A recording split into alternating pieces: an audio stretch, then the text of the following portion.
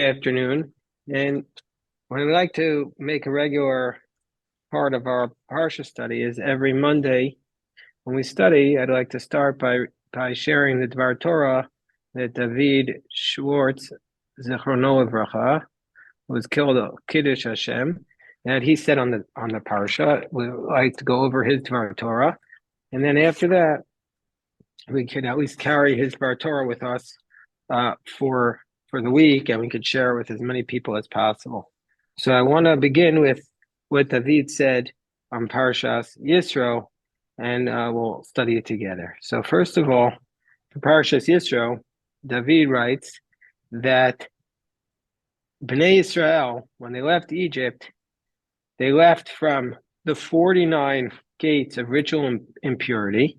They went from Egypt, from the 49 gates of ritual impurity, to the Kabbalah HaTorah, the Ma'amad Har Sinai. They left from the 49 gates of impurity to the reception of the Torah on Mount Sinai. The greatest, and the Ma'amad Har Sinai, standing there at Sinai, was the moment of awe and greatness. And Bnei Israel, during this time, they went through an incredible radical change. This nation of slaves that was found on a level, basically on a very low level, on a very low spiritual level, went from Egypt to receive the Holy Torah, which was the whole purpose of the existence of the world. And so when the Jewish people were standing at Mount Sinai to receive the Torah, the Jewish people shouted out together, and this is actually in next week's parasha, but I'll read it a verse. It's directly from the Torah portion. The Torah says, chapter 24, verse 7, the pasuk says, Vayikach Sefer Abris, that Moshe took the book of the covenant, Vayikra be'aznei ha'am, and he called out on the people, Vayomru, and Kol asher diber Hashem na'aseh v'nishma. And the people said, everything that God says, we will do and we will hear. So David starts by quoting the pasuk na'aseh v'nishma from Exodus chapter 24, verse 7 from Parshas Mishpatim. Chazal herichu rabot al pesher ota hakdama uperushim rabim nemru ba'oto ha'inyan. So Chazal went into great length to talk about that statement, the power of that phrase, and explained many commentaries about that concept. So the Gemara in Masechah Shabbos explains that Darash Rabbi Simai taught, B'sha'ah she'ekdimu Yisrael na'aseh l'nishma, at the moment that the Jewish people placed the words na'aseh, the word na'aseh, we will do, before the word nishma, before we will listen, Bao shishim ribo. So that's 60 times 10,000. So that's 600,000 came shel malachei hasharis. I hope I got the math right.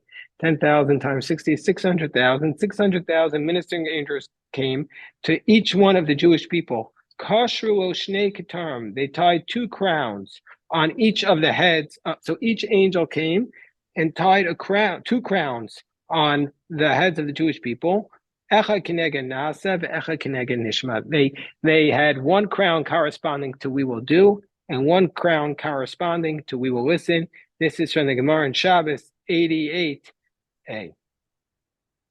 So we need to explain what is the power of that action that they did, of putting the word we will do before we will listen. The nature of the world is that a person is not obligated to fulfill something before he looks at it carefully. A person does not sign on a contract, does not sign to an agreement until it is very clear to him exactly what is included in the deal that he's getting. And so too, we have to understand that what is the power of what Chazal are trying to teach us with this midrash of that action, that the angel came the angels came and signed and gave each one a crown, 2 crowns as a result of this action. So David writes, it seems to me, it is the simplest answer, that the essence of the receiving of the Torah is that God spoke specifically from that mist or from that darkness. Diber Hashem davka mitoch oto arafel, mitoch oto matzav shefel, mifteh mechuyeves totalius klapei devar Hashem ba'olam. That God spoke from that lowly experience, that basically Hashem spoke from that experience of lowliness that was encompassing and overwhelming against the Hashem's existence in the world. The essence of the receiving of the Torah testifies to the great thirst that the Jewish people were feeling for the Torah. And in addition to that, it seems to me that complete acceptance, specifically before they understood exactly what they were accepting, shows the love and the joy. So the love and the joy that they felt specifically before they knew exactly what they were accepting demonstrates their love and the joy. The happiness breaks through the natural stumbling blocks that at first that it would seem that we would be expecting to encounter, and demonstrates the internal will, the correct internal will that brings us to the receiving of the Torah even before we understand it. And so David, to explain this concept, cites the Gemara Maseches Sota. What's the difference between somebody who serves God out of love to one who serves God out of fear? So the distinction is that which Rabbi Shimon ben Elazar taught. Gadol ha'oseh me'ava yoser min ha'oseh miyira. Greater is one who serves God out of love, more than even one who serves God out of fear. Because one who serves God out of fear will be able to be sustained for 1,000 generations, but one who serves God out of love will be sustained for thousands of generations. So after all of the signs and the wonders that happened to our forefathers in Egypt, from the splitting of the sea until that moment, they came to this great level of love and trust in Hashem. That's where they had arrived at. They arrived at this incredible level of trust and love in Hashem. And it seems that we could say that clear love that broke through into the hearts of the Jewish people, that's what brought Chazal to this great drasha. Meaning to say that this great love of the Jew, that where is it coming from? The statement of Naasav and Ishma, the word is it comes from this incredible love of Hashem. And David now cites the Tosafot in Tractate Shabbat, that they asked the question that Chazal is praising those on one side. Chazal is praising those who serve God out and accept the Torah willingly, and on the other hand, there is a contradictory source. The other contradictory source is that the Jewish people only accepted the Torah when Hashem covered their heads with a mountain, with a mountain like a barrel, and said, if you accept the Torah, good, otherwise here will be your burial spot. So as in the language of Chazal in Shabbos 88a, Kafa Kodesh Baruch Hu Aleim Har Kegigit, so Tosfos asks the question, says David, that we have these contradictory sources. On the one hand, this reflects one who accepts God out of tremendous love. That's not seven Ishmael. On the other hand, the Gemara says that they only accept it out of fear. So if they were accepting it out of love, if they were saying not seven Ishmael, Why was there a tremendous need to place the mountain over their heads? They've already said Na'aseh v'nishma. They've already received the Torah.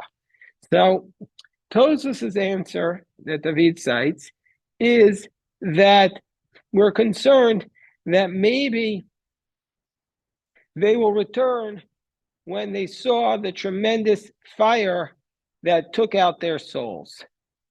I just want to pause. That there was a fire that took out David's soul. So they were concerned. Maybe there is a concern, says Tosfos, that Hashem had to accept that, made the Jewish people accept it even against their will, because maybe there will be a tremendous fire that will come and they'd want to change their mind. So the answer is that the Jewish people really received the Torah willingly, but there was this concern that they're going to change their minds. And so as a result of this, Hashem needed to do this kfiyah, this new forcing after the fact. So that's what happened. So there was the concern, even though they had accepted it, but because they were in tremendous fright of what they were witnessing, there was this need to force them to accept it. Rav Asher Weiss, he explains the matters differently. Rav Asher Weiss is a contemporary posek who David has cited now in the 3 weeks that we've been studying him. He cited him every time. And Rav Asher Weiss is brilliant. And he also did himself dedicate one of his shirim to David. So Rav Asher Weiss asked the following question. Excuse me. He asks, that generation that received the Torah was the generation that saw all the miracles, the most incredible miracles that existed, the splitting of the sea. So why was it even a question that they put Na'aseh before Nishma? It wasn't like somebody who hadn't seen any miracle. They had seen everything. They had seen God split the sea. Of course they're going to say Na'aseh v'nishma. They saw the plague of the firstborn, and they saw all the 10 plagues. They saw the miracles of Moshe's staff. Was it really a shock that they put the Na'aseh before the Nishma? But rather, we have to say as follows. We have to say, says Rav Asher Weiss, that God placed the mountain over their head so that they would know that God is not giving them. Hold on 1 second. I just want to get a tissue. Excuse me. 1 second. Hold on.